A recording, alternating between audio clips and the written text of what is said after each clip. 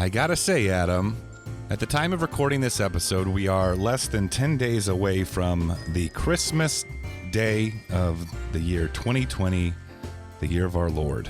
And I was gonna ask you, does it feel like Christmas to you? Do you get Christmas vibes when you walk outside and do your thing? I certainly do, Bobby. I'm feeling the spirit. I am engorged with Christmas cheer at this point in my life. That's great to hear. I feel like there's a lot of distraction right now going on in the world today, and I don't feel like I've fully embraced the Christmas season. Yeah, well, you ain't got a kid. You know, that's always my thing, is I got a kid, and this time of year is magical. It's magical, Bobby, because I got a kid who loves this shit. What would you do? What would happen if maybe you guys converted to Islam, and you were like, you know what, King, we converted to Islam. We're not going to be celebrating Christmas this year. What do you think would happen? What kind of reaction would you get? Okay, so I just stopped celebrating Christmas for no reason. Because I'm not turning Islam. This is hypothetical, Adam. Sure, you don't have to get lost in the weeds here. I'm getting kind of. We understand you don't like Islamic people. Okay, understood. It's not that. Loud and clear. You know, are you familiar with Mia Khalifa? Oh, I love her. Are you familiar with the Iron Sheik? Love that guy. Who are your favorite Christmas Muslims, Adam? The Iron Sheik, Mia Khalifa, and Muhammad. And Morgan Freeman and Robin Hood, Prince of Thieves. Sammy Davis Jr. Oh, wait, he was Jewish. No, Muhammad Ali. Oh, yeah, there you go. What about Cat Stevens? Yeah, sure. Also known as Yusuf Muhammad or something like that. So wait, what was the point of this question, Bobby? I was asking you how you said that your children are very good at reminding you that it's Christmas, or your child is. Yeah, my child. I was saying, what would go on in your household if you sat down with your son and you said, "Boy, I converted to Islam. We're not doing Christmas this year." He would not take it well, and I think he's only 8. But I think I might die in my sleep. With like a what do they call that stuff? Holly. Tinsel. Tinsel. That's the word I'm looking for. A tinsel garrote. You know, mistletoe can be poison if you eat it, Adam. Are you quoting Batman Returns? I sure am. Trying to get in the holiday spirit. It can be even deadlier if you mean it, Bobby. Well, that's interesting that your kid would murder you if you canceled Christmas. I gotta say, I finally got out in the world for a temporary amount of time the other day because my wife has my car, so I was forced to take a Uber home from the dentist the other day. And I've always considered Christmas the time of year where people just seem to have a little spring in their step, a little more friendly. Maybe it's just placebo because I'm in a good mood, perhaps. Right. But I just pick up on people being a little more cheery, right? Sure. It's the Christmas cheer, Bobby, yeah. So my Uber rolls up in like a white Ford van. Okay. You know when the driver can press the button and the door opens and it's all fancy, and they get really mad. Wow. They get real frustrated if you try to open it yourself. You know what I'm talking about? Oh, yeah. No, I thought that was just for like handicapped people. No, it's just for convenience. People that enjoy convenience, Adam. Sure. So this guy picks me up. I get in his van, his white van. Rotund man, very large man. Fat dude. His name was Rene. Okay. And Rene, like a Santa Claus. I think he was Portuguese. Maybe he was from Brazil. He had like a Portuguese thing going on him. Anyway, we were out in front of a grocery store, and there was like kind of this sexy Latina girl in yoga pants that was like kind of walking to the right by the driver's side window, and he made it completely obvious to me, and like did that thing where you lean down to like check out the backside so you can get the right angle if you're inside the car. You know what I mean? You did this, or Fat Renee did? Rene did it, and as he turned around, he gave me a smirk and like did the thing with his eyebrows, like, eh. Look at that ass. And I was just like, nice. And he's like, and then he tried to talk to me the whole way home, and I couldn't understand what he was saying. But we had a Christmas moment there for a second, Adam. That's great. It was a Christmas moment based around the young lady in yoga pants. What nationality did you say she was? She was Latino. I love Latin women. Just like Jesus. I love them. Yeah, my Jesus is a Latin woman with a nice thick ass. Thrill me.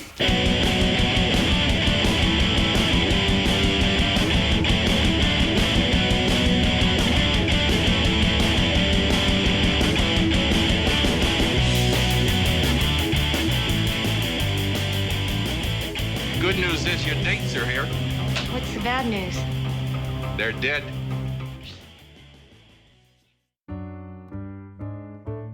There you go. Hey, Bobby, okay, I'm going to tell you something. And you're probably going to be mad at me, right? But I'm going to tell you now anyways. I'm literally watching the end of Invasion USA while we're doing this.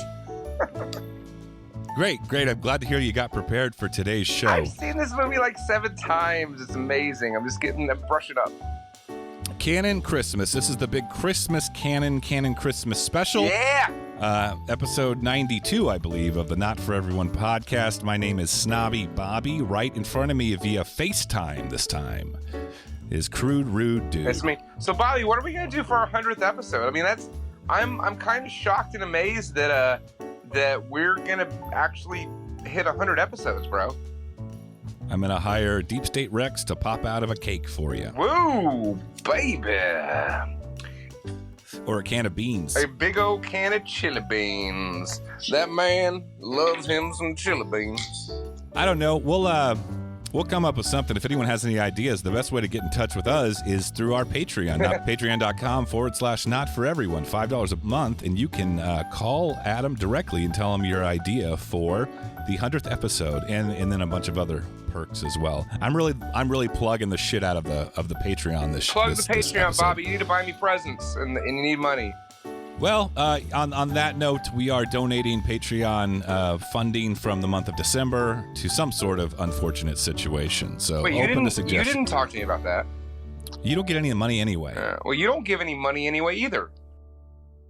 But yeah, consider this the main event of Canon Christmas. However, we got one more episode coming out a little later this month, probably around New Year's, where we're going to cover. You want to tell them what we're covering? King Solomon's Mine.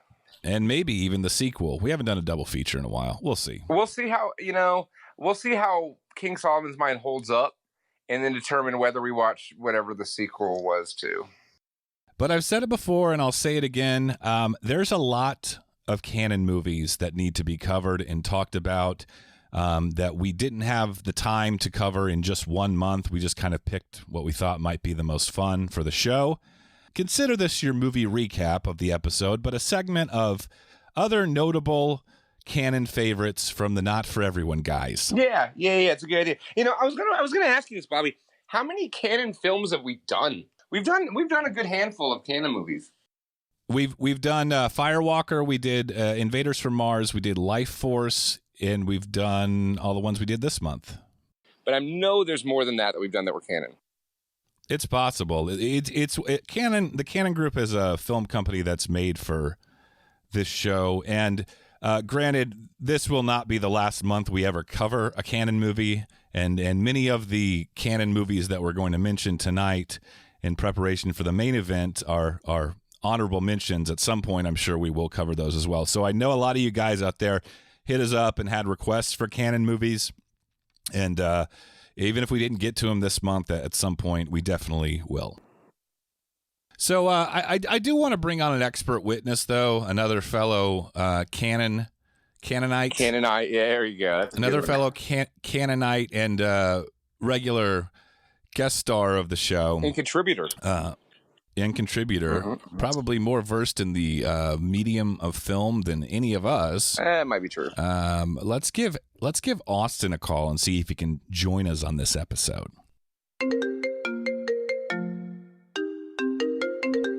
Hello. Hi. Hey, Austin. Am I on the Not For Everyone podcast? You are? How'd you know? Are you busy right now? I am not busy right now, believe it or not. Really? In this day and age, no one's busy anymore. Well, Adam and I are in the process of recording our episode on Invasion USA. It's Canon Christmas month. We're covering all Canon movies, the Canon Group. Are you pretty familiar with those guys, Golan and Globus? I'm pretty familiar. Big fan. I can tell by your enthusiasm. You're very familiar and a big fan. It's got a Golan and a Globus. It's the best of both worlds. You know, whenever I see those two names pop up, I don't know what's about to happen, but I know it's going to be good. So, is it every single time? Is their track record that good? It may not always be good, but it's always going to be batshit crazy. Like, that's what you can expect with Golan and Globus together. Austin, we decided to call you because you are an expert witness that we have of ours, and we know that you're a big Canon fan. Any thoughts in general on Canon Group before we jump into movie recap, a.k.a. Canon movie recap, honorable mentions? Yeah. Well, I did want to tell a quick story about the movie Firewalker, which I know you both hate, but I did. I don't hate it. I don't like it, but I don't hate it. Adam loves that movie. Okay. No, okay. I don't want to watch it, but like it's a fond memory of its ridiculousness. So my dad was wherever they were filming Walker, Texas Ranger. He happened to be in that location. This was many years ago. And he sees Chuck Norris with two ladies on his arms. And of course he's like, nice. Like, well, I want to say something to Chuck Norris, but what do you say? Everybody's a fan, what do you say? So he pointed at him and said, I loved you in Firewalker. And he said that Chuck Norris stopped dead in his tracks, turned around, like dropped the ladies from his arms and came over and shook his hand and was like, thank you. Nobody's ever said that to me before. That's amazing. And if I know anything about your father, he was being genuine. Oh, yeah. We watched Firewalker. I probably saw that movie literally 50 times or more growing up. So, for folks that don't know, can you give me a quick synopsis of Firewalker? Firewalker is like if Golan Globus wanted to make Raiders of the Lost Ark and put Chuck Norris in it and make it about Native Americans instead of Nazis. No, and Lou Gossett. Chuck Norris and Lou Gossett, yeah. And Lou Gossett, can't leave him out, yeah. Yeah, it's almost like a buddy cop film, but it's a buddy adventure film. Yeah, and I have fond memories of it. It's one of those movies that I won't rewatch because I have such fond memories of it. Yeah, it's probably best if you don't. Yeah. Same. Chuck Norris seems like a very respectable man. He seems like a down-to-earth guy, but just an upright citizen. And I'm going to go ahead and say this right now, guys. We are going to be talking a lot of Chuck Norris tonight, but let's please refrain from hacky Chuck Norris. Let me ask you all this. If we're going to be talking a lot of Chuck Norris tonight, a whole lot of Chuck, what is Chuck's first name? What's his real first name? Charles?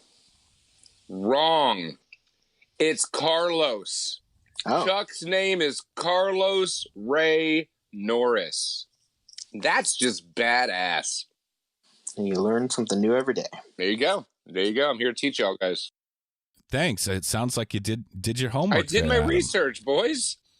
Excellent. Well, let's knock out some honorable mentions of the Canon universe. Again, I'm gonna preface by saying I haven't seen all the Canon movies.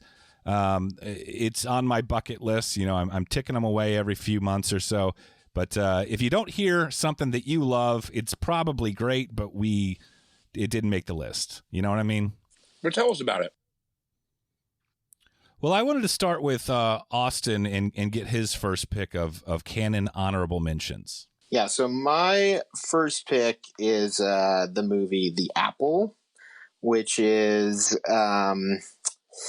it definitely falls into that so bad it's good camp, but the premise is that you're in the future, and in the future the world is controlled by record companies who mass produce hits. And it's a musical about these folk singers who kind of start to upend the powers that be.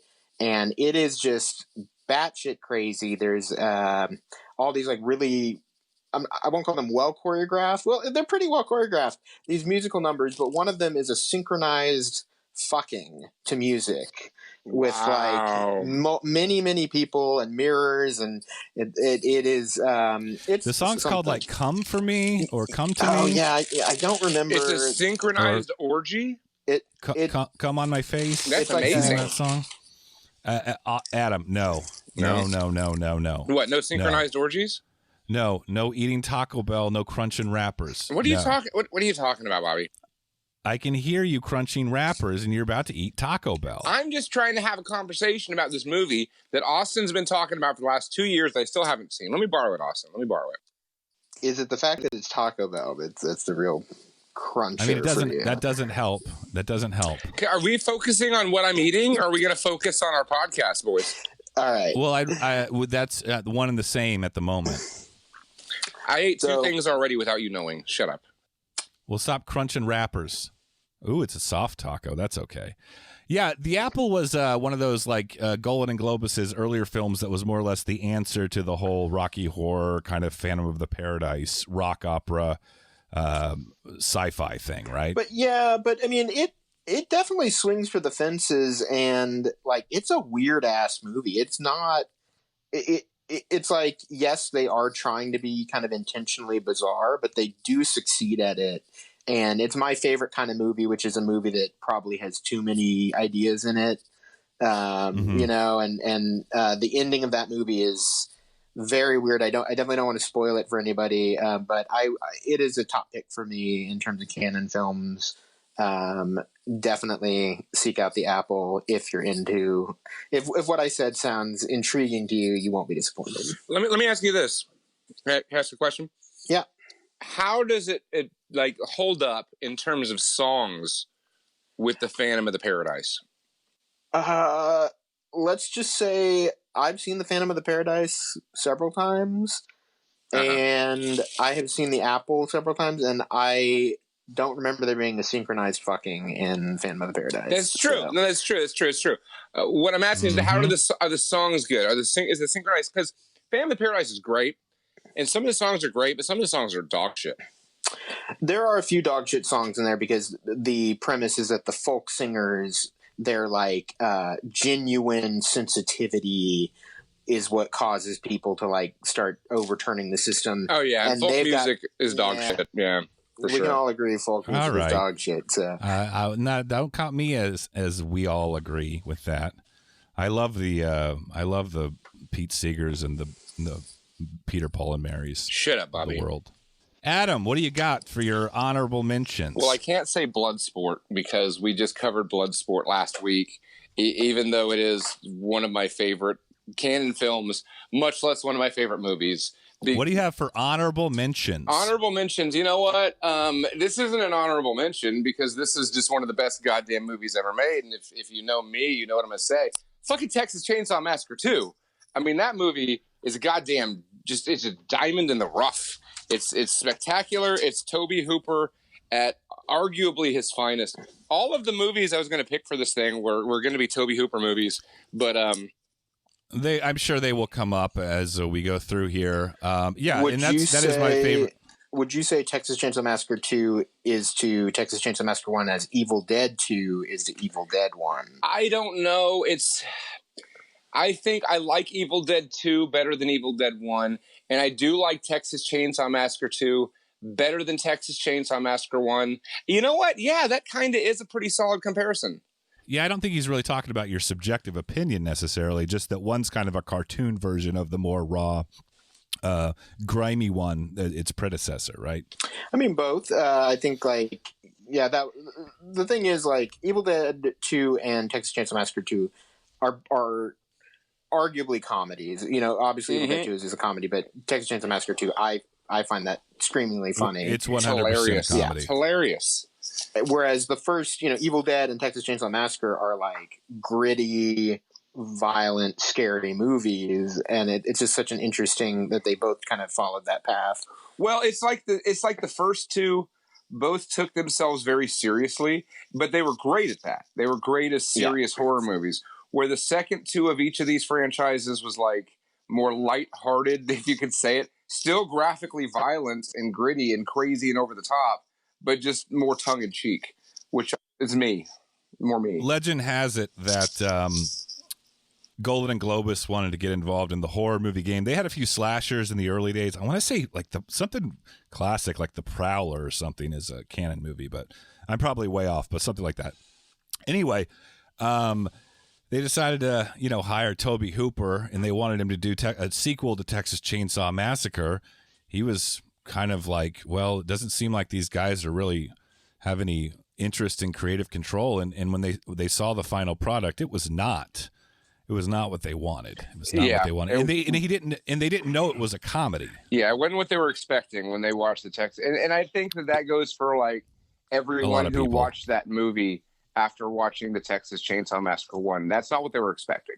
Well, the poster is a take on The Breakfast Club. I guess it could still be a horror movie. Yeah, but they didn't. But it doesn't imply horror. It applies a more playful nature than the original. It is one of those movies that you absolutely have to see if you're a horror fan. There's certain movies you can skip in the genre, but if you haven't seen it, do yourself a favor, go out and seek it out, because it is legitimately amazing.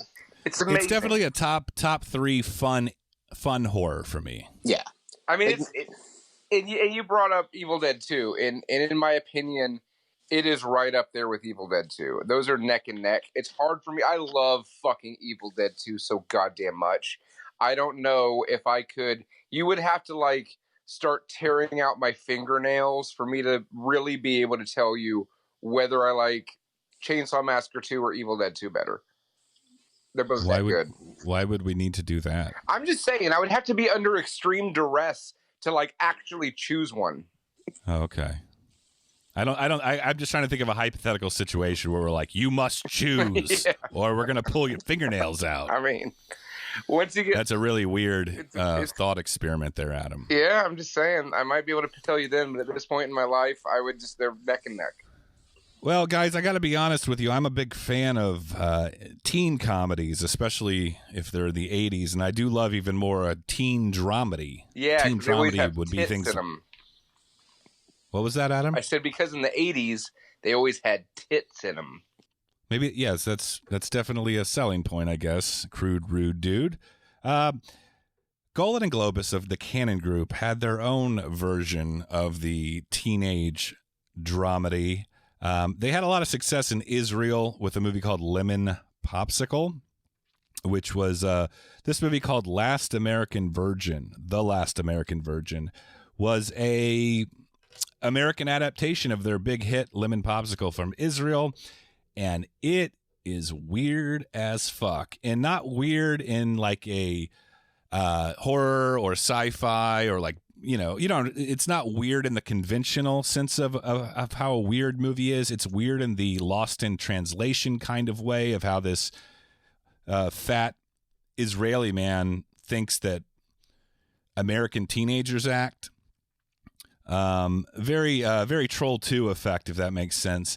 I've never seen it, but is that the plot of the movie?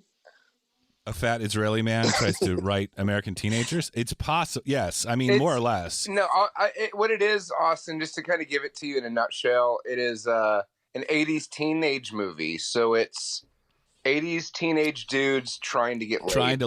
Trying to lose their virginity. Trying to get laid. That's all it is. It's just dudes trying to get laid. That's the whole classic premise. Okay, so it's a wacky let's get laid movie, like a Porky's or an American Pie or something like that. Then there's some really totally off-putting scenes in this movie. So there's some kind of standard 80s rapey vibes, not like horrific graphic Jodie Foster. Dude, one of the main on the pinball machine. The protagonist like cuts some chick's bra off with the scissors. Yeah, I'm granted it's not acceptable. It's 80s rapey. It's different. So anyway, aside from that, the girl he has a crush on that he really likes, his best friend ends up hooking up with her, getting her pregnant. There's a whole abortion scene. It's just very weird, very awkward. A lot of abrupt cuts from like teen comedy to really deep, dark, upsetting shit, and it's just all over the place. Was this kind of their attempt to make Fast Times at Ridgemont High, kind of? It's kind of like that. However, I think Fast Times at Ridgemont High came out after this movie. Oh, interesting. Okay. This was 1982. I think Ridgemont High was a little later. Yeah, I thought it was 82 as well, but definitely around. I'm checking. Yeah. I'm checking because I'm curious now. But the main protagonist is Lawrence Monason, the guy from Friday the 13th Part 4, kind of Justin Long looking guy. Oh yeah, that guy. And then Diane Franklin, who is one of the babes in Bill and Ted's Excellent Adventure, which is not a Canon movie, but Just to interject, Fast Times at Ridgemont High was 82, so this was the same year. Yeah. Same year. Interesting. Austin, what I know about you and how you like weird things, and also the soundtrack on this movie is literally one of the best I've ever heard, because it's all like Blondie, the Cars, the Police, Devo's on there. It's a really good soundtrack. It's very Austin, so I'll let you borrow it. All the good 80s music. Yes. No Kaja Gugu, though. I love Kaja Gugu. Maybe, though. You're Maybe. too shy. Hush, hush. Something else. I don't know. Tommy Two Tone's on there. Okay, Austin, I think we're back around to you. What is your next pick for Canon honorable mentions? Oh, man. Okay, so this one I'm really excited to talk about. It is a movie called 10 to Midnight, starring the just amazing Charles Bronson. And what very weathered Charles Bronson in this movie. You know, a leathery one. To me, he always just kind of looks like the same age. Like, no matter what age he is. He's watch like Once Upon a Time in the West, and he was like young in that, and he still looks weathered. One of my favorite Vincent Price movies is called like War Gods of the Deep, and Charlie Bronson's in that, and he's young, and he looks like a fucking football. And also, worth noting, I've always thought him as one of those people that when you see people like draw celebrity caricatures like on the side of the road. Yeah. I think he actually looks like his caricature. Yeah. Does that make sense? The mustache is so iconic. He has very pronounced features made of leather. So what I really love about this movie is that it's a serial killer movie, but it's not a slasher. It's a movie about a serial killer. And so you see who the serial killer is, you see his face in the first seconds of the movie, you know who he is, and it follows the serial killer. And Charles Bronson is a cop trying to catch the serial killer.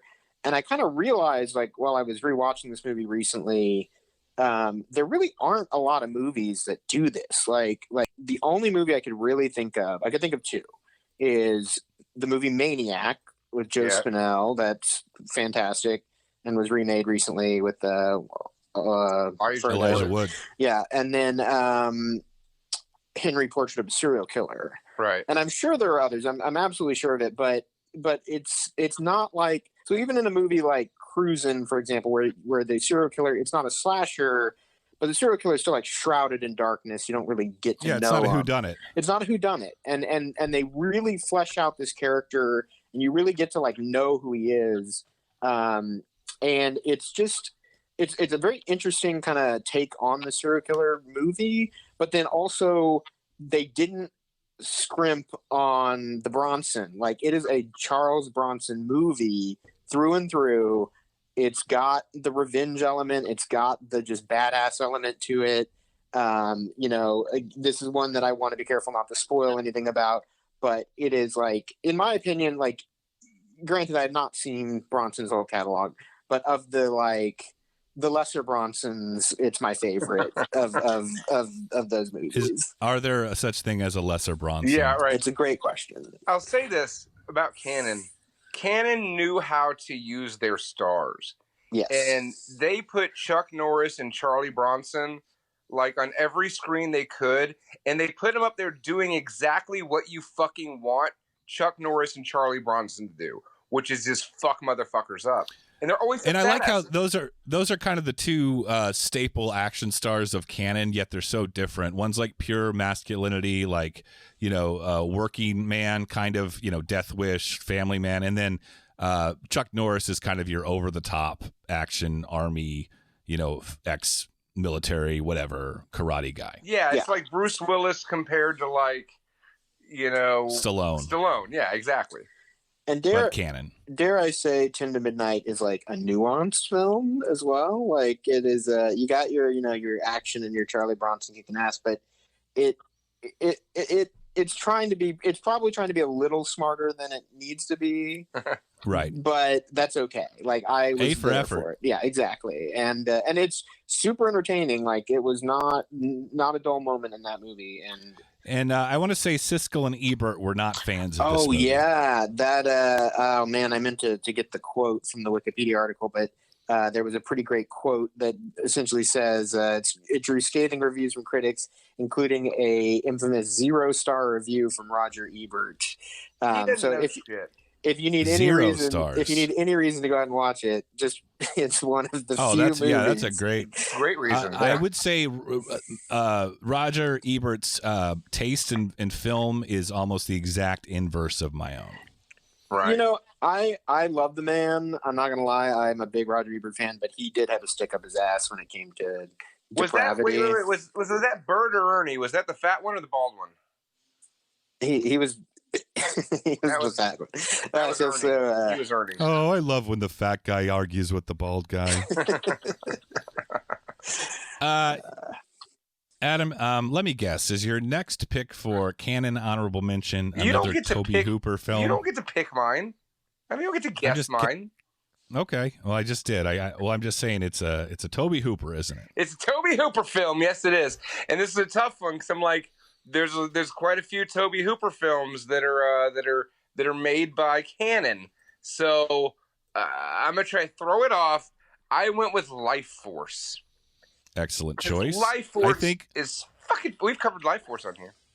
We have. I think Lifeforce was probably on all of our lists, if that's fair to say. Yeah, I think it was Texas Chainsaw Massacre 2, and then Lifeforce was like, if I had to burn every other one, I'm keeping those two. I love Lifeforce to death. It's talking about weird movies. This movie really swings for the fences. Probably screenplay by Dan O'Bannon. Tobe Hooper at the height of his power. Sorry, this is your movie. This is my pick. Movie. Can I talk about it, you fucks? All right. Oh, I thought this was everybody's pick. I thought we established that. So here's the great thing about Lifeforce, right? There's naked vampire chick walking around for the first quarter of the movie. There it is. That's what I start with. There's weird crystalline space coffins. There's giant bat creatures. There's Patrick Stewart, who turns into a blood golem. Right? Doesn't he kisses Steve Railsback in that movie? Yes, he does. I didn't even get to that. That's the creme de la creme. But there's this crazy apocalypse at the end where it's like zombie vampires. There's great 80s just like special effects with the lightning and the colored on rays on everything. And then there's Steve fucking Railsback as a goddamn redneck who nothing about his accent seems to fit with anything in this movie, and it's excellent. Which is a common theme with Canon movies, I think. Right. They just mix and match, man. You're not gonna call the cops, are you? And like everybody else in this movie like talks with like prim, proper British accents. And then there's fucking Railsback just going total fucking Waco, Texas, you know? Yeah, so basically it's space vampires that are very attractive, end up seducing the world into being zombies. Oh yeah, there's the husk people that explode. Oh god, I love that movie. But the scope of this movie, I don't think like you're quite doing it justice. It is a big movie. Like space vampires, yes, but like when Adam says there's an apocalypse, it's not really a spoiler in the sense that like it is a big movie. They really go for a lot. The special effects are fantastic. Mm-hmm. Like stop motion animation. Yeah, there's so much like of the good 80s special effects kind of creature feature. If you're into that kind of thing, it really delivers on that front pretty well. And then it's got that hot broad walking around naked half the time. And then there's just a lady with her boobies out the whole time. So great. Yeah, Matilda May. Yeah, it's an amazing movie that checks all the boxes, and like Austin said, it's a very ambitious endeavor, I would say. They put a lot of money into that. Also not well received, but I would definitely consider it a cult classic and an all-time favorite of mine. What about you guys? Oh yeah, I picked it. Yeah, thumbs up. All right, we all get a thumbs up. If you haven't seen Lifeforce, and I'm counting my penis as one of those thumbs. That's a small penis. It's a very small. Very hard. It's just like a little rock down there. I'm very intrigued. Adam's talking about his rock cock again. Rock cock. So yeah, Lifeforce. Watch that. Who's next? Bobby's your turn. Yeah, it's going to be my turn now. I want to recommend one of the more bananas movies, and it's gotten some notoriety over the past couple years. 1984's Ninja 3: The Domination. Oh. Have either of you guys seen this? I have not. I've seen like bits and pieces of it because it has kind of surfaced as like a wild and crazy movie. Right. It's the third installment of the Ninja series. I think there's like Ninja, then Revenge of the Ninja, and then Ninja 3: The Domination. This is like no other movie you've ever seen, though. It's Lucinda Dickey, who was the girl in Breakin', and she was in like cheerleader camp. Basically, she's a dancer that got hired for Breakin', and then they were like, hey, you want to be in Ninja 3: The Domination? And I guess she was like, all right. So basically what it is an evil ninja is like murdered at the beginning of the film, and the ghost, like the soul of that evil ninja, possesses Lucinda Dickey to seek revenge on the people that killed him. So it's from beyond the grave, and she's also like an aerobics dancer, nice, and a ninja. So it's like ninja aerobics. Yeah, when you say it is unlike anything, we've talked about a lot of movies that are unlike anything we've ever That's seen. what Cannon's whole bag is, man. What is it about this movie that's that like kind of? Well, for instance, there's a scene in which she's dressed as a ninja in broad daylight, perched in a tree at a cemetery while a cop's funeral is going on. Nice. She just starts picking people off with a bow and arrow, and one of the cops like falls into the grave Open there. Grave, yeah. And it's just a lot of really bananas fight scenes mixed with a lot of really bananas plot, like a story. A lot of like gratuitous violence as well. So it's definitely one we need to watch. I know Lee wanted us to watch it for this month, but one day we will get to it. Huh. Ninja 3: The Domination. I ain't seen it. I'm intrigued. All right. I think we're on to Austin again. All right. Yeah, I want to talk about this movie called Barfly, which is one of Cannon's like quote unquote art house attempts. I wouldn't even call it an attempt. Yeah, no, it's an attempt, but it's a successful one. It's a successful attempt. It's like a legitimately like well-made movie. Not to say these other movies aren't well-made in their own way, but essentially the plot, if you're familiar with the poet and writer Charles Bukowski, it's basically an autobiographical kind of look at his life. And specifically, there was this book that I read called Notes of a Dirty Old Man, and it's a lot of stories from that particular book, which are just about his life as a drunken barfly and just him kind of getting drunk and starting shit with people and having, relationships that don't go anywhere. And it really, so it's got Mickey Rourke, Faye Dunaway, and it's got Stallone in it. What? Mm-hmm. It's got Frank Stallone in it. Oh, you got me. I got you good. But I love a good Frank Stallone movie. I think this was a movie. I watched this movie in college, and this is when I was going through that suburban, like middle income privileged kid wants to know what it's like to slum it kind of thing. And what were your bands of choice at this time? Oh, well, I was an odd kid, but Oingo Boingo was my absolute favorite. Yeah, that sounds about right. Okay. Makes sense. Say no more. Yeah. But yeah, at this point in time, I was reading a lot of Burroughs, because Burroughs did a lot of like autobiographical writing about being a junkie, being queer in the 50s, that kind of thing. And then this was kind of right in that zone of like, what is it like to be just a drunken asshole, basically? And Adam, what is that like? Exactly. It's pretty good. I like it. All right, you like that. You like being a drunken piece of shit. Right. It works for me. You're like a modern day Bukowski. I get laid a lot. I got a roof over my head, so it's all good. I just got to point out, Barfly is probably the movie I watched the most pre-mutant Mickey Rourke. Ah, yes. And it never fails to blow my mind that is the same man that was in the wrestler, and he played Whiplash in Iron Man 2. That's You true. know that cat woman, that woman who had the facial surgery to look like a cat? Yeah, That's that what- broad, yes. Yeah, that is Mickey Rourke. Mickey Rourke's like a hot dude version of. Oh, it actually is him. I'm gonna be Was honest. he in an accident, or did he just get into plastic surgery? I have to imagine. Well, he wasn't. He actually became a boxer for real Yeah, for a time, fucked his face up. Uh-huh.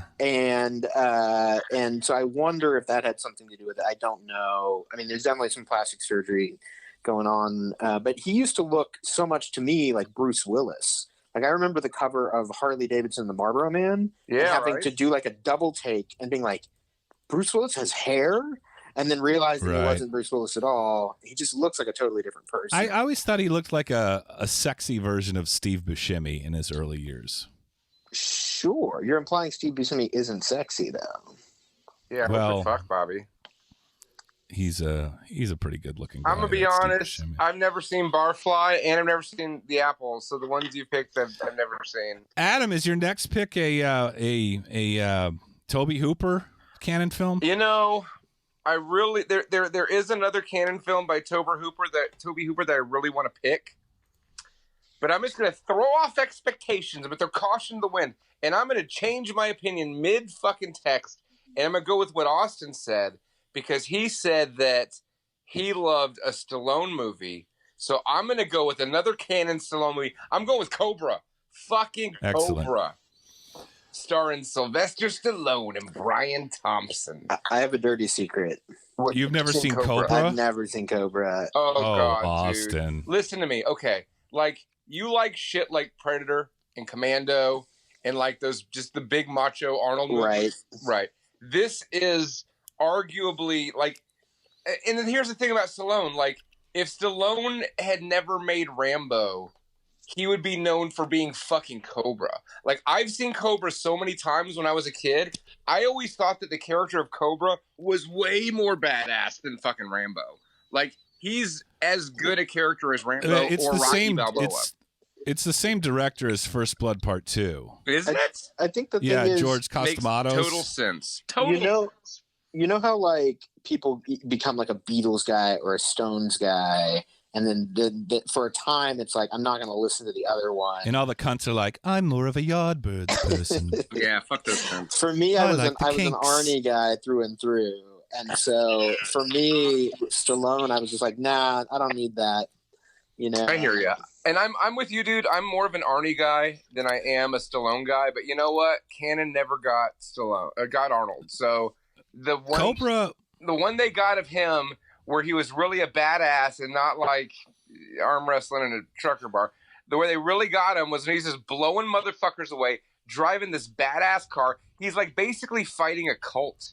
Like Brian Thompson runs a cult, and they like hold these axes above their heads. And Stallone just fucks them all up. He's got a badass knife. Damn, Cobra's badass, dude. Stallone was one of the things that bankrupted. It was the beginning of the end for Canon because they started rolling the dice. They paid him like $12 million for either Cobra or Over the Top. I can't remember which one because he was like, I'm not working for those guys. And they're like, well, here's $12 million. They spent like at least half the budget on getting Stallone alone. I want to get Stallone alone. I want to. Adam, stories. give Austin and the audience a quick synopsis of what Cobra is even about. So it's like Cobra's about Stallone, who's a cop, and let's guess his name. They call him Cobra, right? and there's this crazy cult of like these vicious murderers. They're doing like ritualistic murders, and so Cobra's on the case and he's hunting them down. And it's led by Brian Thompson. You know who Brian Thompson is, Austin? He's that guy with the weird face from the X-Files. He was in Fright Night Part 2. Blonde dude with real weird cheekbones. I'm drawing a blank. God damn it. Google it. Brian Thompson. Anywho, he's the bad guy. He kind of looks like John Cena. He looks like John Cena if John Cena's face was made out of like a fucking action figure. Like a ball of clay. Yeah, it's like they just balled it all up and stuck it in his face. So anyways, Cobra's got to fight these guys. But what he didn't know is that some of the bad guys are even in the police system, and they're all out to get him. But Cobra's like a rough and tumble cop, and like, you know, the fucking the captain's always mad at him because he causes so much property damage. all the generic 80s action movie tropes, but he's got a badass gun, he's got a badass car, and he fucks shit up. I do remember the gun.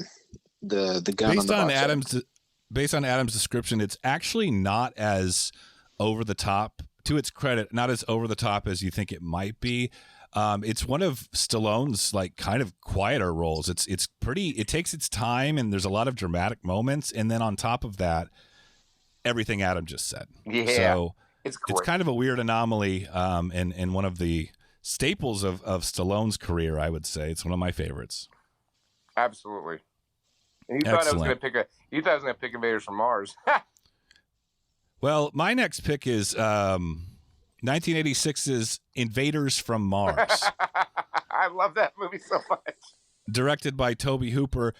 This is one of the movies that I credit for making me the person that I am today, because I saw it at a very, very young age. And this movie has some absolute nightmare imagery in it, especially if you're at the ripe age of 6 years old in like 1991 or something. Hey, Bobby, I think that this is really one of the reasons that you and I are as close as we are, because I had the exact same experience with Invaders from Mars, and then I saw it when I was like 6 years old, and it fucked me up. I was like, oh my God, this movie is horrifying. What if that happens to me?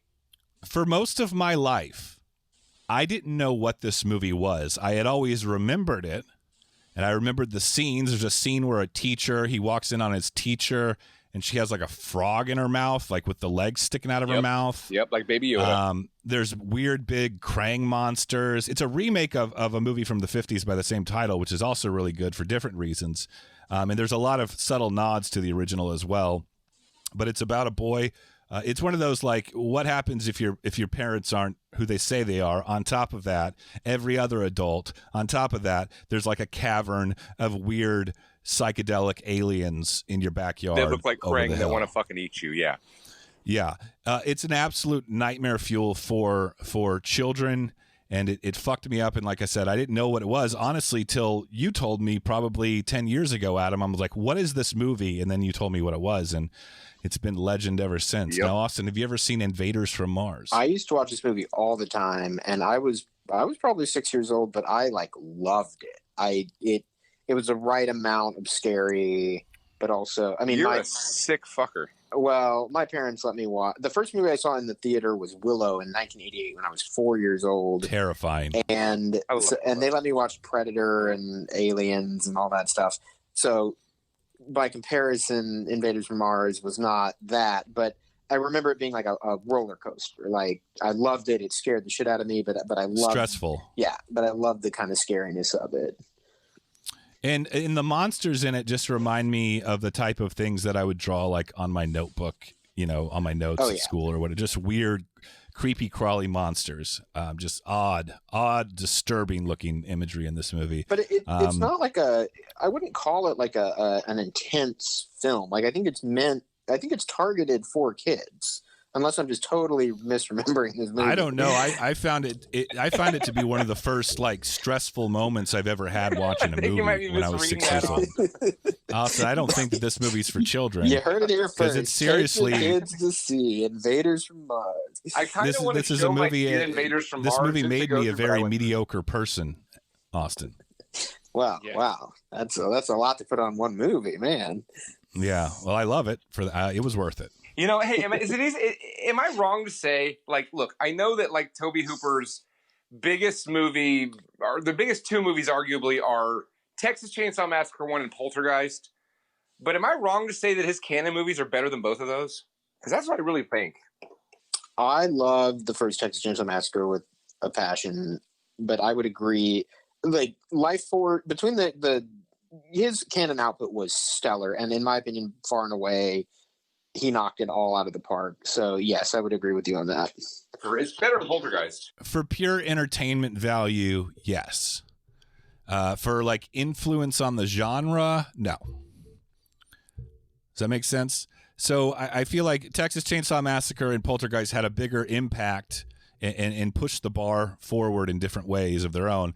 But as far as rewatchability goes, and, like, you can throw it on and you're going to have a great time, all of Tobe Hooper's Canon films are just spectacular. They're amazing. Mwah.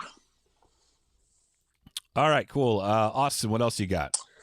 Well, I have as my final movie a movie that I watched a ton. Speaking of movies that we watched as kids, I watched this a ton as a kid. A little movie called Mannequin with the wonderful Kim Cattrall. Yes. Yeah. And this was one of those movies. I don't know if you guys had this experience, but we didn't have cable, so we would purchase blank VHS tapes, give them to our friend who did have HBO, Right. and she would just put the tape in and hit record, and whatever you got, you got. And this was one of the movies. It was probably on a tape with, Raiders of the Lost Ark and something else.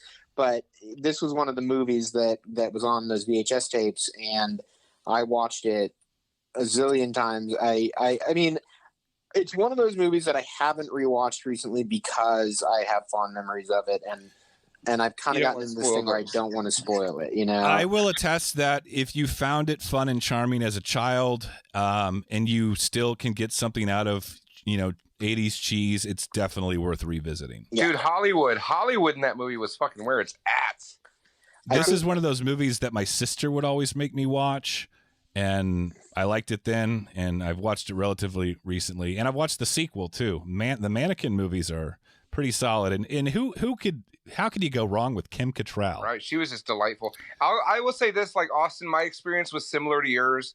We had Showtime for like a trial or something, and whenever you were a child and it was a Showtime trial, they would show all their good shit, So I'd have like Bill and Ted and Mannequin and Baron Munchausen. I don't know if that's really a good one, but Mom and Dad Save the World. Yeah, was I had all those HBO shits recorded on a VHS Beetlejuice that I did then just watch over and over again, as the years went on. We should watch Baron Munchausen on this. It's great. I love that movie. It's fucking great. But one thing I wanted to just quickly get in there about Mannequin is that it's one of the all-time great montage movies, where it's got a lot of montages. Although we obviously Bloodsport has basically these all pretty much do. All of Bloodsport's a fucking montage. All the best ones have montages. Masters of the Universe, I don't think it had a single montage. But whatever happened to a good montage? It feels like there just isn't. It's like the zoom. Happened. The zoom is dead. The montage is dead. Yeah, 1990 happened, and then it was over. A damn shame. We got to bring him back. Mannequin. All right. Mannequin was directed by Michael Gottlieb, most notably for Mannequin. He was also the director of Mr. Nanny with Hulk Hogan. Oh, yeah. And Playboy Midsummer Night's Dream Party 1985, which was a TV movie, according to IMDb. Sweet. That's good to know. Is it my turn? Actually, yes, it is your turn. So I'm going to pick which I didn't even know was a Canon film until I was like, oh shit, I got to pick some favorites, and then realized I couldn't put in Bloodsport. I'm going to go with what I didn't know it was a Canon movie, but it is one of the best movies arguably ever fucking made. The mid-'80s Clancy Brown vehicle, Highlander. Yes. Fucking Highlander. Listen, the Highlander is one of the greatest action movies. I used to love the Highlander TV show on USA, but still, it's shy in comparison to Highlander 1. Now, Highlander 2 seems more like a Canon film than Highlander 1, but Highlander 2 is terrible. The Quickening. The Quickening. And Highlander 1 is fucking spectacular. It's got the fabulous Freebirds in it at the beginning. But, when you think about it, like nowadays in our circles, right, in our respected opinions, who's a bigger star to Not For Everyone?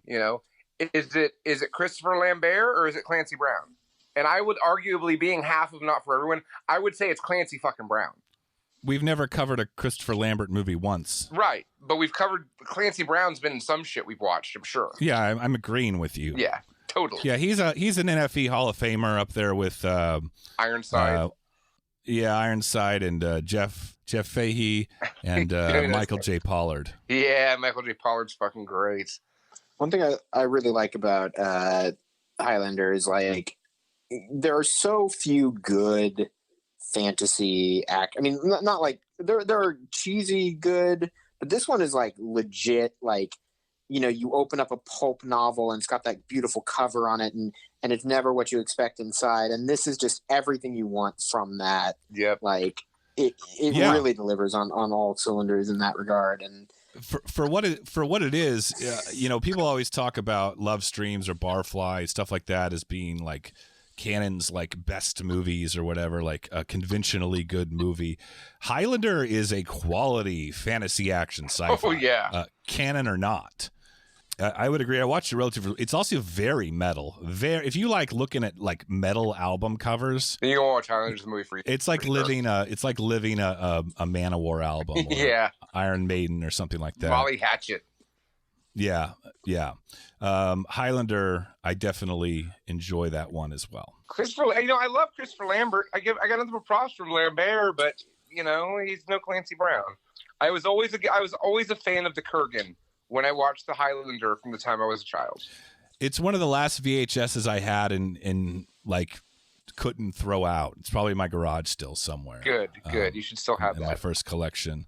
So yeah, Highlander. I recommend that as well. I would think that's an all three of us could have made our lists as well. Lastly, I got to top it off. You can't go talking Canon films without talking about Over the Top from 1987, directed by Menahem Golan himself. Golan directed Over the Top? Yes, and it also has Terry Funk, famed wrestler Terry Funk, who I think is still wrestling, and he's like 104 years old. He's a bad motherfucker, that guy. That guy was like, what, in the 90s when he'd be on like ECW and WCW sometimes, I think, too. Mm-hmm. Watching him wrestle was literally like watching an old man be thrown around a ring with like a mustache. Anyway, this isn't a show about the legendary Terry Funk. This is a segment about Over the Top, starring, again, Sly Stallone. I think he thought it was all right working with these guys with Cobra. They probably gave him another dump truck full of money and said, hey, we got an arm wrestling movie for you. It's fucking movie so stupid. Not just any arm wrestling movie. You have an estranged son whose mother just died. You go and pick him up. He doesn't like you. You don't really like him. But you got to win his love by competing in the arm wrestling contest. And it's about fatherhood. It's about family. It's about truck driving. It's about arm wrestling. Stallone, the backwards hat. Did people ever wear backwards hats before this movie? You know what? I don't know if many people like turn their hats around mid arm wrestling until this. You're not a big hip hop guy, Adam? I mean, yeah, but I don't think Stallone fucking started it. Okay, fair enough. It's completely, utterly entertaining from beginning to end. It was always on TBS growing up. So was Cobra, for that matter. It was always on TBS. And Austin, you had something? For the longest time, I don't know if you remember that scene in The Fly where Jeff Goldblum arm wrestles the guy and like snaps his arm in half. Yeah. For the longest time, I conflated Over the Top with that scene and thought that scene was in Over the Top at some point until like rewatching it. I was like, well, where was the arm breaking scene? Like, when did that happen? That's incredible.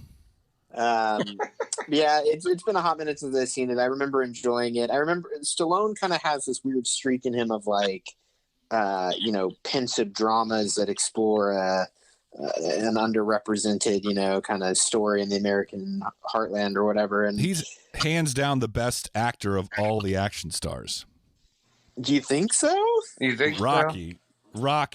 Oh man, who's he going up against?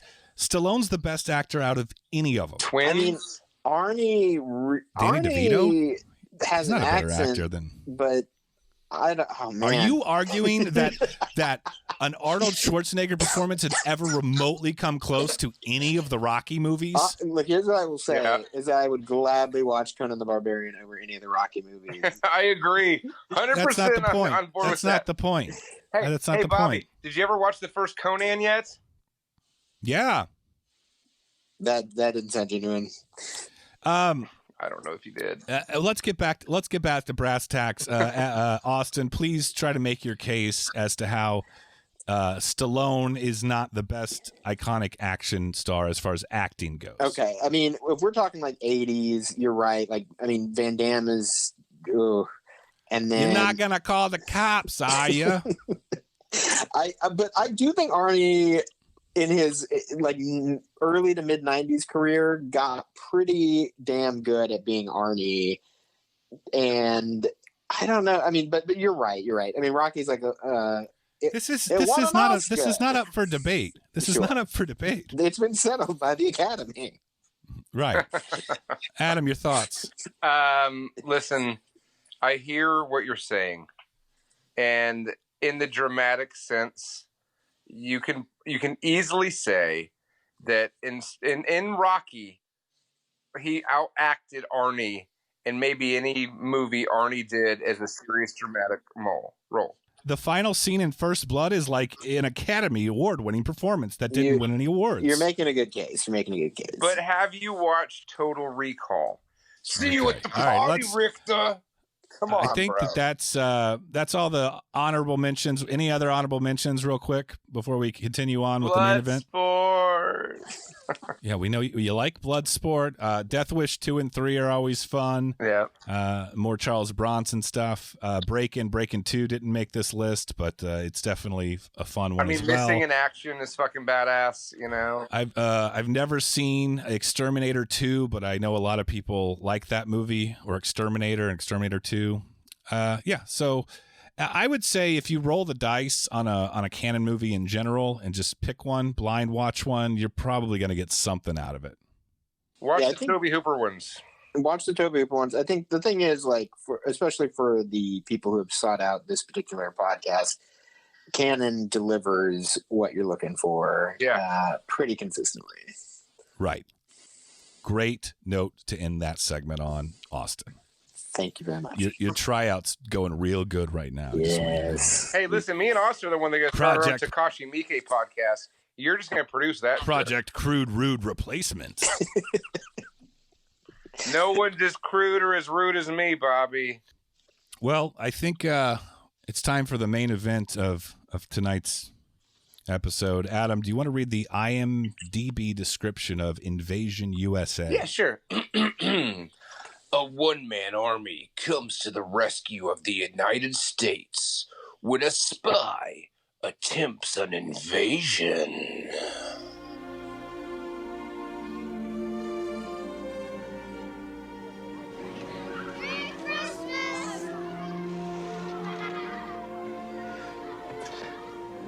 Can I put the star up this year? Time for dinner. No one thought it could ever happen here.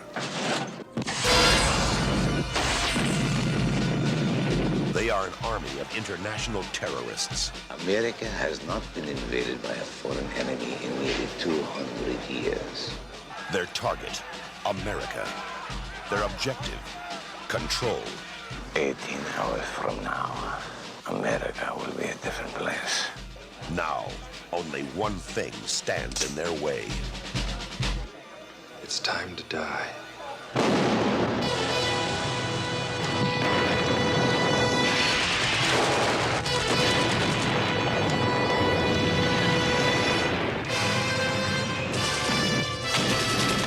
Didn't work, huh?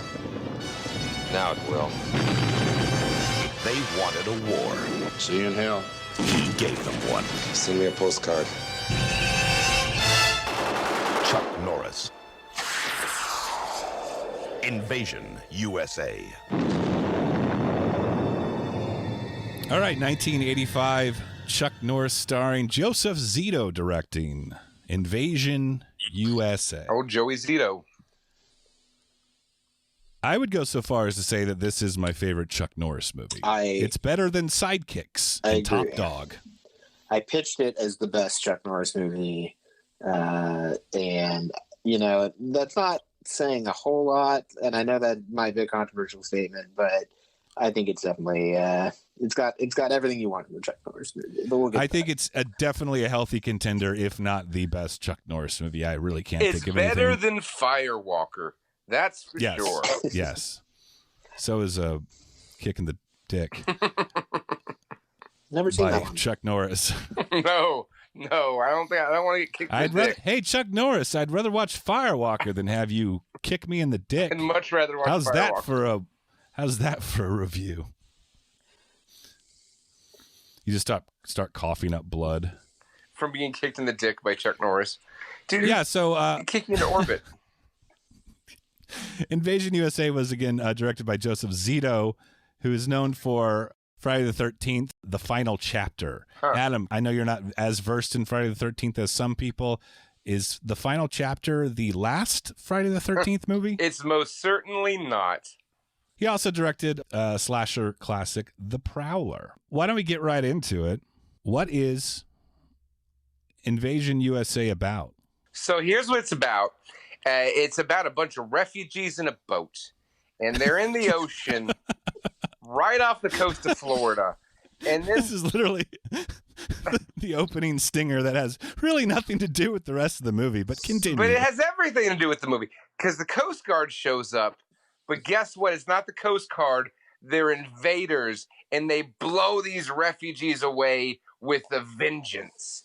And they steal the dope that the refugees were smuggling because they weren't that friendly of refugees. This just shows you, don't trust the refugees because they're carrying drugs. I didn't want to bring up this scene because I thought you would yell at me for getting lost in the minutia of this movie. But now that you have, I just like how the sad, desperate Cuban refugees are on their little boat and they're almost to America. And then they get excited when the Coast Guard arrives, and Richard Lynch says, "Welcome to America," and they all start jumping up and down and cheering. Yeah. As if the Coast Guard that day, he was feeling good, he was feeling nice. The Coast Guard said, "Come on in, guys. There's a sandwich shop that needs your help here in Miami." They didn't think the Coast Guard was going to shoot their children either. No, I know. They thought that the Coast Guard was welcoming them into America. They were, with a bullet. They were pulling the old anti-Elian Gonzalez move. I think this is a super important scene because they established that these bad guys are really shitty people. The lead bad guy's like, "Here, give me a hand," and this old man's like, "Oh yay!" And then he just pulls out a gun and literally shoots him in the face, and you're like, "All right," and it's basically a cut, cut to the title card, and it's like, okay. There's a scene when everyone is clearly dead, and this is a nice touch to show how deranged this group of people are. Everyone in this boat is dead, but there's still a guy up there firing his gun just to make sure. He keeps going. They're like, "Okay, I think we murdered the Cubans already." He's like, "Nah, I put some more bullets in them just to make sure." You're gonna fuck up the bags of cocaine in the floorboard. So good. So is there anything more American than Chuck Norris wearing a denim vest with no shirt on while driving one of those fan boats? A swamp boat. Yeah, that's our introduction to Chuck. What do we get during the whole opening credits? We get Chuck Norris driving around like a badass on a swamp boat. Now, I bet you dimes to fucking dollars Chuck is in real life. When they're making this film, is I want to drive that fucking swamp boat. And they're like, "Chuck, we're going to give you 7 minutes of footage of you driving that fucking swamp." Why would they hire a stunt man to drive the swamp boat? They didn't. It was all Chuck. And it's also Chuck Norris. I think he can handle a swamp boat. That's what I'm saying. Is his alligators. He wanted to drive that swamp boat. That was part of the stipulation, was that, hey, I'll do this movie, but I get to drive a fucking swamp boat. That's in his rider. I get to drive the swamp boat. Yeah. Yes. It's great. Now, Adam, you're from Florida. Have you ever ridden in a swamp boat? Yes, I have ridden a swamp boat, and I'm not from fucking Florida, Bobby. I just lived there. I've lived in Texas for 30 years. I lived in Florida for 10, all right? It's only a quarter. You lived there for 10 years? You're basically from Florida. I will stab you both in the eyes with fucking... Austin, your thoughts on the fact that Adam is a Floridian? I was thinking about how Floridian this movie was, and it did occur to me that Adam was from Florida, so I wondered if it... is Floridite, you cunts. It's not Floridian. No, it's not. Only a Floridian would know that. It just sounds more derogatory. That's what I always call them. Floridite sounds like the worst Cenobite. It's like an old man with a fedora on. Floridite. Stabs you with his hook cane. He wants some Metamucil. So anywho, then we get all that Chuck happening. And then there's the crime scene. There's the cops at the crime scene. And then we're introduced to the lady of the movie, the reporter broad, who's tough as nails, and just she's there fighting to get her story or some shit. But then we go back to Chuck Norris. And what's Chuck Norris doing next? He's not driving a swamp boat. He's wrestling a fucking alligator. Like, this whole movie, the first 20 minutes of it where it shows Chuck, he's just like, I'm a badass swamp man. He's like a professional frog gigger, too. Like, he kills frogs for profit, I guess. What are you talking about? I got that vibe. And one thing I realized, too, is like, this is his home. This is where he lives. This isn't like his work camp or like his vacation home. Like, Chuck Norris lives in the swamp, drives a fan boat, and wrestles alligators. That's his life. Yeah. He's a retired special agent type. Yeah, that's what he's doing. Now, Adam, let's talk about one of the most insane botched drug deals ever caught on film. So next thing you know, we got your bad guy. And again, if we haven't stated yet, the bad guy is a staple of NFE, one of our favorite that guys, the best Hollywood burn victim ever, Richard Lynch. He walks into a whorehouse and he meets none other than Billy fucking Drago. Billy Drago's in this movie, folks. I love Billy Drago. You might remember him from The Untouchables. So anyways, he walks in to sell him blow, and Billy Drago says, "Impress me." And then like pick up the phone to call a guy, and then it goes elsewhere. And elsewhere, there's an army being raised. And it turns out that Drago and Burn Victim are trading drugs for guns. But as the deal's going down, Drago's bitch is snorting cocaine. And when the deal's done, Drago, he thinks it's all good and copacetic. But Richard Lynch is like, watch this. I'm going to grab this bitch's head who's snorting cocaine and shove her head on the table and drive a fucking straw up her nose. Yeah, he smashes the straw into the lady's brains. Then he shoots the guy's dick off. He shoots Billy Drago in the dick. And then somehow the lady flies through the window. No, he throws her. Does he slap her? Or there's no somehow. He grabs her and throws her ass out the window. It looked like, these guys knew each other and potentially had done business with each other at some point. Yeah, I mean, I would not, like, if I knew what a loose cannon this guy was, that was a big mistake, Billy Drago. Yeah, it was. It really was. And this is like a really visceral scene, like the Coke straw, it's like this glass or metal Coke straw, and then, he like slams it on the table and she's bleeding out her nose, and then just randomly, as you mentioned, he shoots the guy's dick off, but I didn't actually see him kill the guy. Maybe he did, but he left him to die of his wounds. He left him to die of his wounds of dicklessness. Here's the thing, like, in this movie, in the first two scenes with the bad guy, it really sets the scene with, like, whoa, this is a bad fucking dude. This is, the first time I watched this movie, you watch the Cuban boat scene, and then you watch it, Chuck Norris on the swamp boat, whatever, and I'm going like, yeah, okay, this is about what I expected, blah, blah, blah. And then that scene happens, and you're like, oh.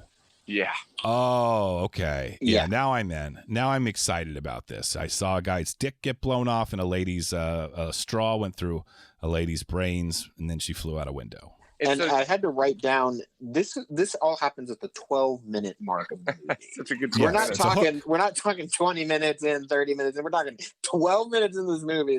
This shit is going down. Yeah, all we've had in this movie so far is Chuck on a fucking swamp boat and then wrestling a gator and then this other dude just wrecking shop. It's great. I mean, all of that's great. Everything you just said. Now, Matt Hunter is Chuck Norris's character. He and Mikhail Rostov, Richard Lynch, the villain of this movie, they have a bit of a history, right? Yeah. They do, Bobby. They definitely do. Would you like to elaborate on that? Anyone? Anyone in the class? I will, but I'll say this. You missed one important scene in the movie. Okay. Now we're going in order. I'm pulling a Bobby. The next scene we see Chuck Norris in is he is loading a gator onto a swamp boat. So... Oh, how could I forget? Keep in mind, the gator.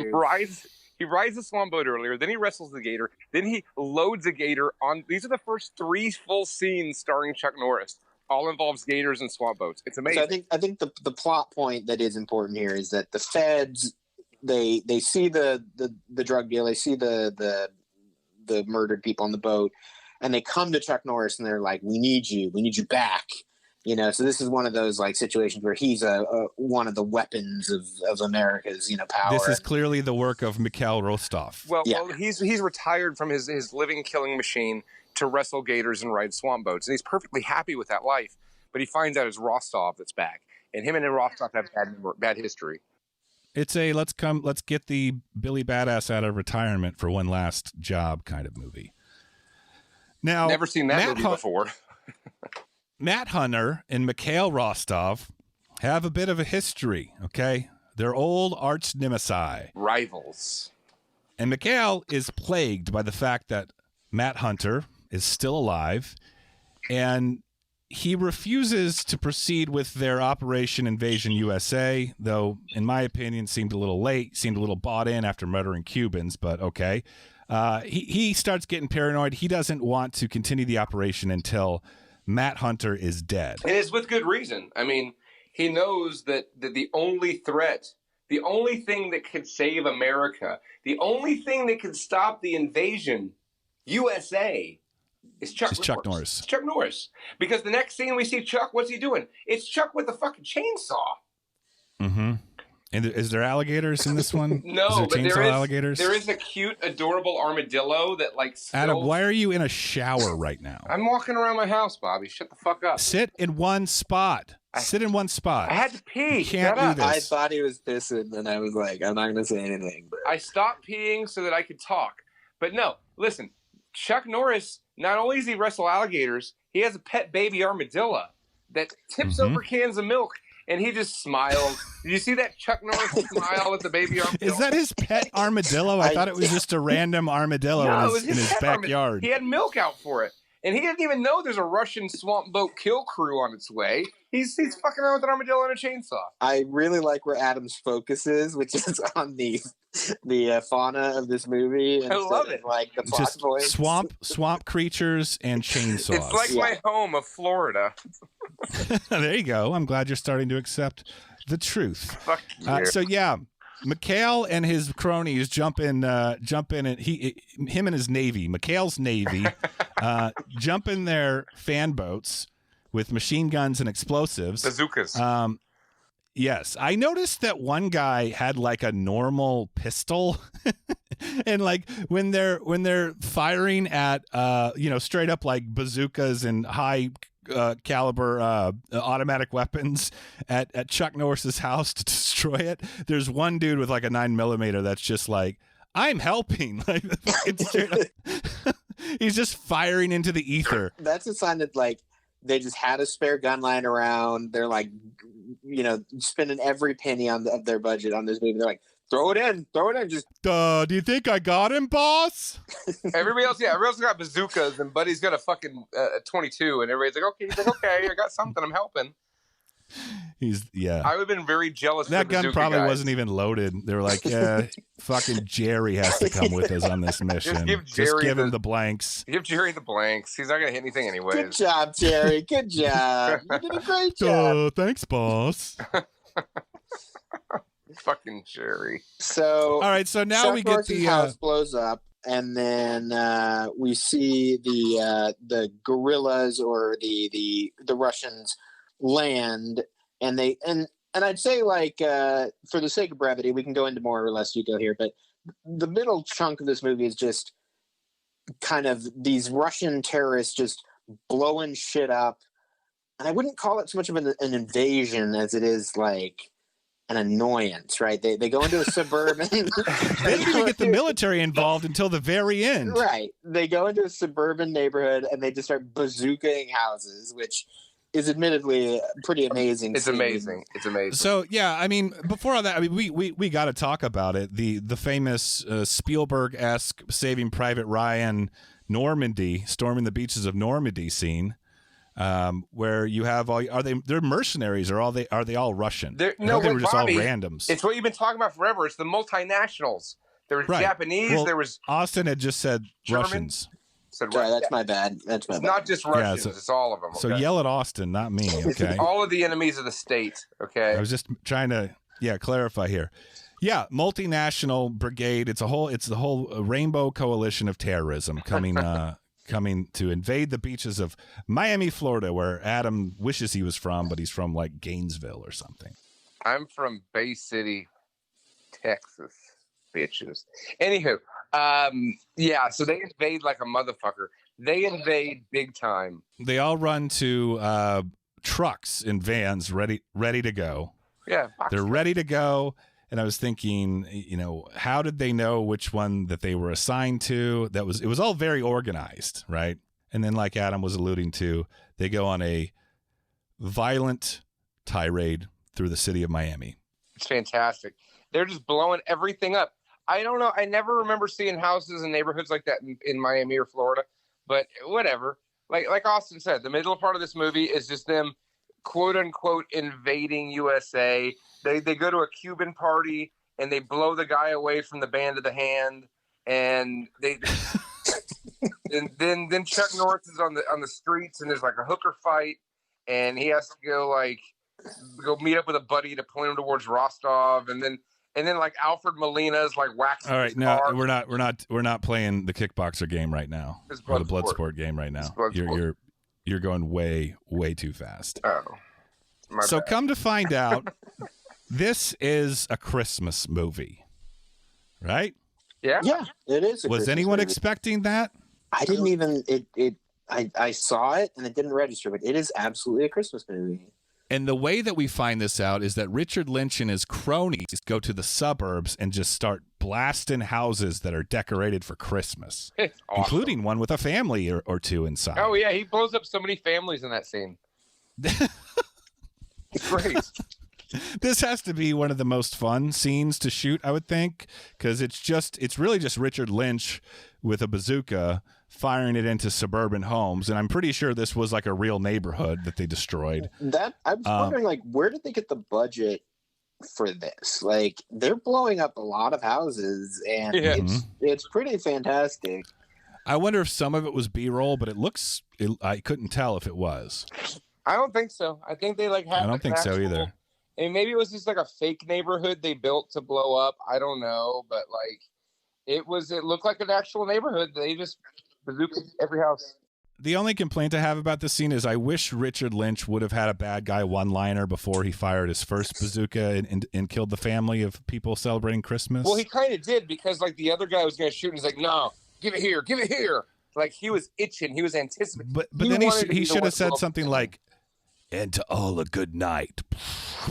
Or something Christmassy. But no, like he's not that kind of villain. Or if he just recited the night before Christmas as he was firing the bazookas at the Christmas family houses. Yeah, all the one-liners are saved for Chuck in this movie, okay? That was another stipulation. He's like, listen, I get to wrestle a gator and ride a swamp boat, and I get all the one-liners. Austin, you had some insight on the character of Mikhail Rostov?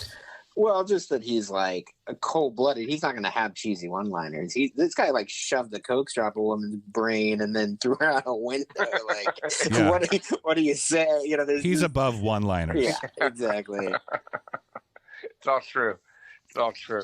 So I have a lead-in question, which is, do you think you could physically drive a truck into a mall? I mean, yeah. If you're Chuck Norris, you can, for sure. I mean, you mean just like getting through the doors? Yeah, I mean just like physically get the truck into the center of the mall. Oh, that's a good point. Because it's like a full truck. Oh, yeah. No, I mean, it's just a big-ass truck, but, I'm a stickler for realism in my movies, and... Well, Canon's definitely the right place for that. Yes, Austin. Exactly. I found it a little unrealistic, and it was just wanted to bring it up. Yeah, they destroy this fucking mall in this scene. Suspension of disbelief, Austin. But yeah, they totally wreck this fucking mall. Oh my God, it's amazing.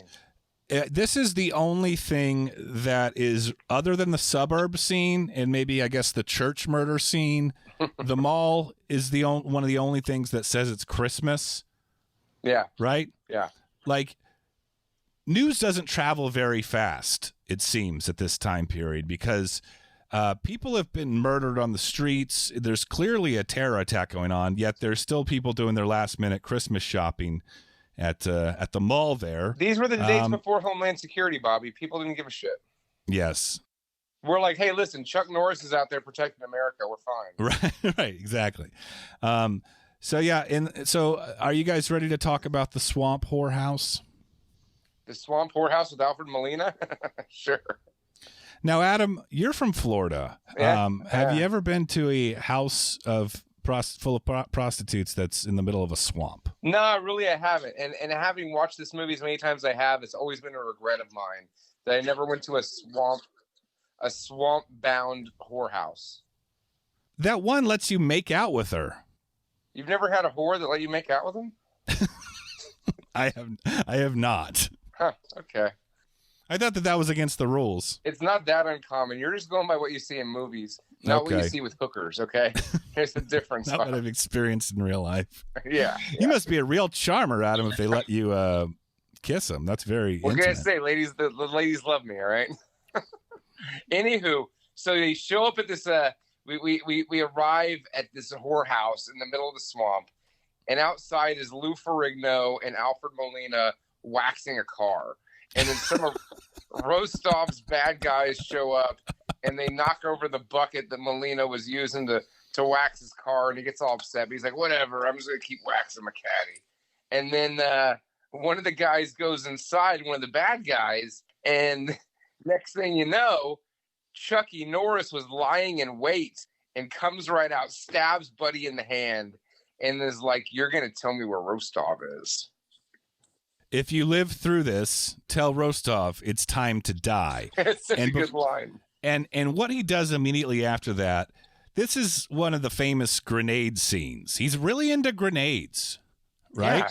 Yeah. Fuck yeah. Dirty Harry had a .44 Magnum. Indiana Jones had his trusty whip. Matt Hunter, grenades. He just he uses a lot of grenades, explosives. He's into explosives. Dude, Matt Hunter, or should we just say Chuck, in this movie, as I refer to him the whole time, he uses everything. He uses a knife to kill a dude. He's got submachine guns. He gets in a bazooka fucking duel. We'll get into that later. But he uses all sorts of weapons. I would say he uses more submachine guns, like Uzis, than he does grenades. But he uses a fuck ton of grenades. I will do that. Yes. Yeah. Austin, anything else before we move on? Well, we've talked about Uzis in the past, but this is a classic Uzi, double Uzi movie, you know, on the poster, and he uses those double Uzis to great effect. But where did Uzis go, man? They just disappeared after the 80s. Yep. They're still out there. They're just not in movies anymore. They're just not, they're out there in the streets now. They're in the streets. Okay, I do want to backtrack just a second. When they leave the mall, the bad guys are driving, and they take a hostage, and they're holding the hostage by her hair. The driver is. So she's stuck on the outside of the driver's seat with him holding her hair, right? And Chuck Norris eventually saves her. And you think, oh my God, that's an amazing chase scene. But that's nothing compared to the chase scene where the bad guys put a bomb on a fucking school bus full of children. These dudes aren't fucking around, man. Adam, I sincerely enjoy how excited you are to say these things. It's so fucking awesome. So real quick, we've skipped a few things, which is fine, but I have a very important point to make here, which is they try to bomb a church. Chuck Norris shows up and stops them. Mm-hmm. Right. There's a man selling beef. He's like, we're out of beef. And everyone's upset. And that guy had taken the time to make signs on his store that said, like, we're out of this stuff. Yeah. And yet there's a line of people asking for that stuff. Like, can't you read the fucking signs? There's a shortage of local beef. The terrorists show up here, and he stops them there, right? And then the school bus thing, and lo and behold, Chuck Norris shows up the school bus. And I started to realize one of Chuck Norris's superpowers in this movie is that he's psychic. He knows where trouble is. Yeah, like he Batman. always knows who these guys are. Like we walked through like 3 scenes where he just like, you know, something bad's about to happen, and then it's like, no, Chuck Norris shows up. He just drives into the mall. Chuck drives in his truck to fucking fuck him up in the mall, just out of the blue. And you know what it was? Is like, remember when the CIA guy tried to hire him and he finally agreed? He's like, I work alone. So it means like there's this army of multinationals invading, and Chuck's like, no, don't bring in the military. No. This is my fucking bag. I'm taking out all 8,000 of these fucking dudes. Yeah, he's on the trail of Rostov, but in the meantime, he's one step ahead of the warpath of violence that's terrorizing the city of Miami. Right. And they do get their comeuppance most of the time. So the school bus scene is pretty baller, though. It's fucking so baller. This whole movie's so fucking baller, dude. It's awesome. But yeah, school bus scene. He's in his truck, and Chuck's trusty truck is just very good. I mean, he goes up and he takes the bomb off of the side of the school bus and figures out what car the bad guys are in and throws the bomb in there, and they blow up inevitably. Because he kind of pulls the same gag as the church. The church part is, they're trying to blow up the church, and they're like, why is it not working? And then Chuck Norris throws the bomb at them, and it blows up. And then they use the exact same gag with the school bus. They're like, did you like that one with a church? Well, what if it was a fucking school bus? Dude, Golan and Globus were geniuses. Fucking geniuses. And then there's a scene where we cut back to Rostov, and he's talking to one of his cronies. What does he do? Shoots another guy in the dick. He does quite a few dick shoots. And I think it's worth noting that when I say shoots him in the dick, this isn't like long range shots like from across the room with a pistol. This is like he sticks his hand down his pants and really gets in there and shoots. And shoot, like he didn't miss the dick, basically. He's like, I'm going to shoot your dick to death. Like, yeah, he didn't tinge the balls. He just shot his dick off. It's point so blank. Awesome. Would you rather get shot in the balls or the dick? The balls. I need my dick. Yeah. Fair enough. Yeah. I mean, you can get balls replaced with synthetics, but and even just being able to piss like a man, even if you couldn't use your dick anymore, would be nice. Look, you can get pumps. I would still be able to use my dick if I lost ball. Just saying.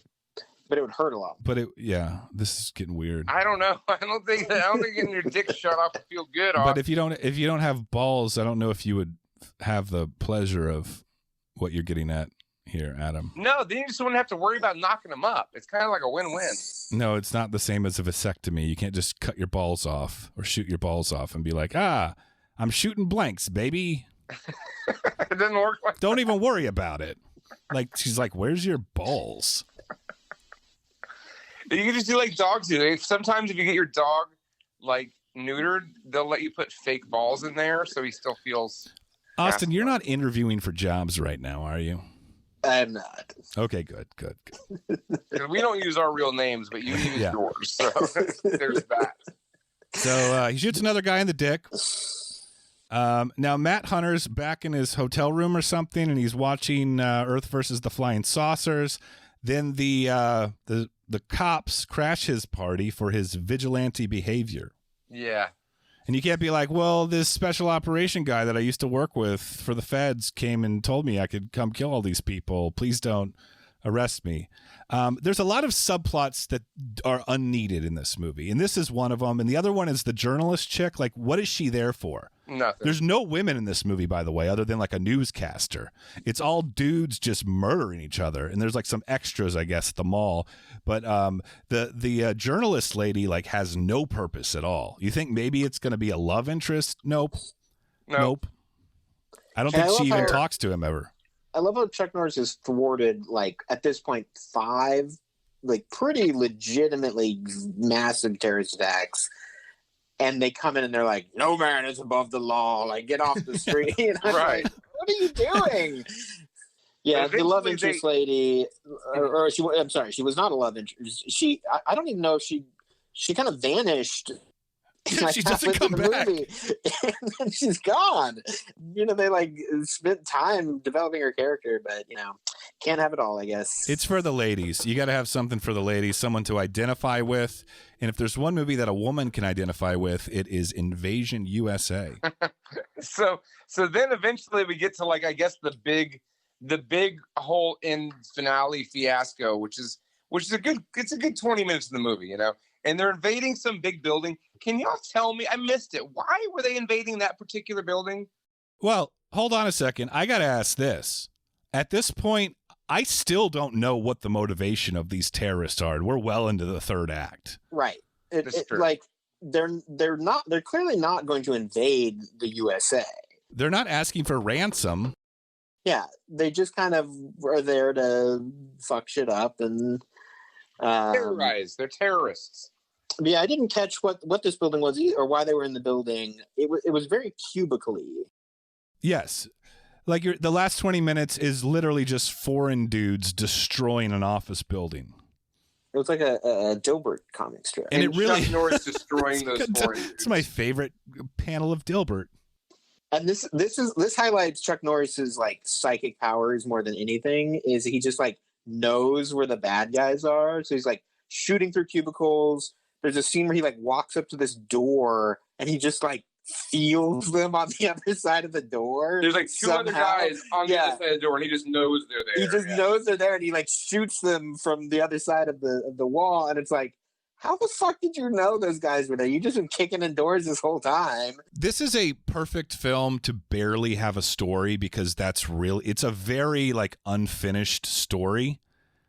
But they make up for that with just gratuitous, long-winded, take your time shootout scenes and chase scenes. Again, we don't know anyone's motivation. We vaguely know that the Richard Lynch's character and Chuck Norris have a history together. They don't really even flash back about that. There was one flashback at the beginning. Yeah, when he's like about to murder him in his dream or whatever. Yeah, exactly. That was it. But like, yeah, I mean, again, like what happened in the past that made you be terrorized by Chuck Norris in your dreams, even though you're an unhinged criminal maniac? I think anybody coming into contact with like the receiving end of Chuck Norris and surviving that is enough to give you nightmares every night for the rest of your fucking life. The receiving end of Chuck Norris. Yep. That's pretty good. I think this is a testament to how little plot is actually necessary for a movie. Right. I'm saying you don't need it. I'm just saying it's not there though. Yeah, it's like Bloodsport. Like it's less hashed out than Bloodsport. Yeah. Like what they set up is they set up that the bad guy is really fucking mean and awful. Yeah. And they set up that Chuck Norris is Chuck Norris, and that is pretty much it. That's it. And then it's just like, but it's still great. Like that's the thing is like we might be talking about it as if it's not like it is super entertaining to watch Chuck Norris just blow these bad guys up because they're bad guys, and that's all you need. Mm-hmm. That's all you need to fucking know. And finally, the U.S. military or National Guard or whatever finally shows up, and there's a big giant shootout in front of the building between the terrorists and the military, and then inside we have Chuck Norris just stalking each and every one of these people until he gets to the boss, right? It'd be a great video game for sure. Yes, agreed. If they made like an NES video game, it would be like the only NES video game that had better plot than the actual movie it's based upon. Right. They could add in a couple lines and it'd make more sense, yeah. But you do learn, and I will say, like, Richard Lynch is a good actor. Like, he's the best actor of one of the best actors that's regularly in B movies, mostly because he burned himself so bad and they didn't cast him. Yes. So they didn't. Anyway, that didn't help his career, is all I'm saying. But he brought it every time, and he never phoned it in. And what I realized about his character at this point, you think he's kind of a calculated man, like he's very no nonsense. He doesn't have one-liners. He's very meticulous. But there's something about Chuck Norris that just drives him bananas, right? So he's going through this office building completely unhinged, walking around with a super scope and just firing it into random rooms in hopes of possibly hitting Chuck Norris. He's lost it by that point. But what he doesn't know is Chuck Norris is standing behind him with his own super scope, and it's a bazooka fucking showdown. And who do you think wins when you're in a bazooka showdown against Chuck Norris? Chuck fucking Norris wins. Big time.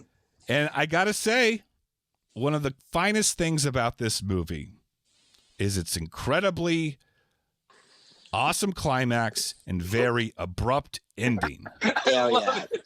It just ends. It's like he blew up the bad No guy. nonsense. He drops the bazooka, roll credits. I love an abrupt roll credits. I'm a sucker for it. No Country for Old Men all the way down to Invasion USA. I don't need that horse shit at the end where they drive off with the journalist that he had a like that's what I was thinking. Is like, oh, they're just gonna like shoehorn a like, oh, the journalist and Chuck Norris get together and ride off in a cab together. Nope. Roll credits right after denim-clad Chuck Norris bazookas Richard Lynch through a window. It's so fucking great. Good God, I love that movie. So I got to point out, this is a movie that takes place, a lot of action inside of an office building. It has terrorists, and it's set during Christmas. This is not a Die Hard ripoff. Die Hard ripped this off, if anything else. Yes, that's exactly what I was going to say. Yeah. Die Hard was 1988. That was 3 years after Invasion USA. Die Hard was based on a book. I know. Yeah, Yeah. I'm not saying that it ripped it was off. based on a book, buddy. But it's an odd coincidence, and I feel like a lot of more respected directors and writers were kind of seeing what Canon was doing, and they're like, I think that we could do that, only significantly higher quality on some level at least. I think they were like, I think we can do that, but how the fuck do we do it without Chuck? Okay. Fair enough. Any other final thoughts on Invasion USA? Fun movie. Loved it. Probably the best Chuck Norris movie. I'm looking at Adam's popcorn ceiling right now. What are you? Sorry, are you cleaning your house? I'm feeding my cat. But this is why best Chuck Norris easily. He's like, Austin's here. Don't worry about it. He's gonna start like chopping wood, and we're like, dude, we're recording a. He's like, what? It's cold tonight. We have to stoke the fire. I gotta wrestle my gator and drive my swamp boat while we do this. I have to make Kraft macaroni and cheese in the huddle. I'm eating cookies and cream on ice cream. Shut the fuck up, guys. Just talk. All right. Well, Merry Christmas, Happy Holidays, all that to everyone. This was the Canon Christmas special about Invasion USA. I guess it's fair to say that all three of us recommend this movie. Yes. Mos Def. Yes. Awesome. Well, again, check out patreon.com/not for everyone. $5 a month gets you some extra audio content and some other perks. And you can follow me on Instagram and Twitter at Pinball Bobby. You can follow Adam on Instagram at VonArt13. Yep. Austin, where can they find you and your work? You can find me at Austin Hambrick Art on Instagram, and I have a comic book coming out that you can find at Rumble Seat Press. Will be our comic imprint. Do you want to talk a little bit about the comic? Comic a little before bit. You plug your comic book, are you paying $5 a month to be on our Patreon? No, he helps out in other ways. No, I wasn't asking you, Bobby. You're not supposed to tell him about the hand jobs, Bobby. Pay your $5, Austin.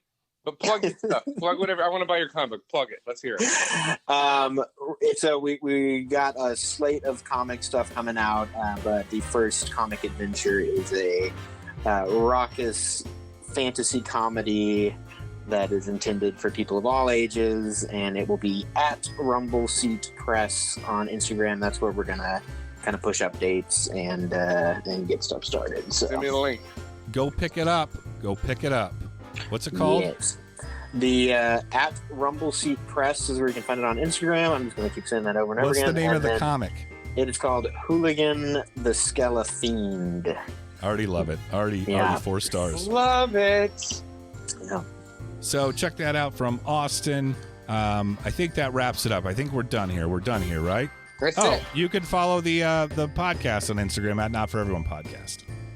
Yeah, check us out on Twitter too at Go watch. NFBpodcast.twitter.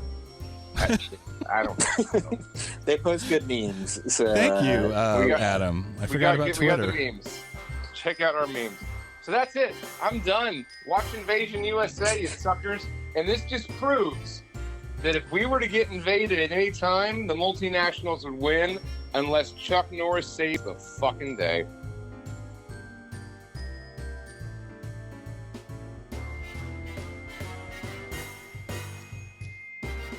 What? Quit being disappointed in me, Bobby. fucking friends. God damn it!